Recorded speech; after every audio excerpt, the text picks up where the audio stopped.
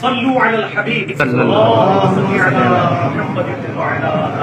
محمد. تو میں نے 2 شرطیں رکھی تھی میرے بھائی. اکیلے آنا ہے, کیمرہ مین ساتھ لے آؤ.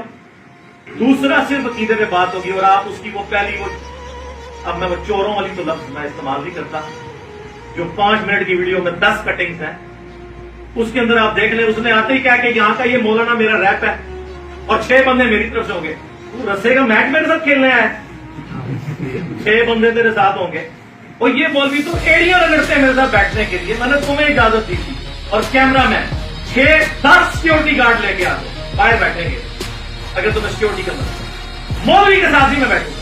تمہیں کہا تھا کیا مطلب چیلنج آ جا بچہ جس فورم میں. ابھی تو میں آگے انشاءاللہ کلیئر کرتا ہوں نا یہ جو طاہر اشرفی کے بارے میں. یہ ان کا ریپ بن کے سامنے آیا ہے اور جھوٹ بولا ہے اس نے کہ میری بات ہوگی فلاں سے فلاں سے فلاں سے. تو گورنمنٹ کا نمائندہ ہے نا طاہر اشرفی, پی ٹی وی پہ بلا مجھے, تو بھی بیٹھ جاتا.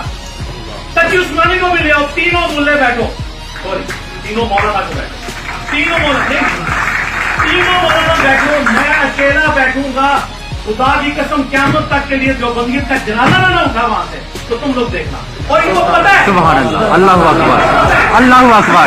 کلاسک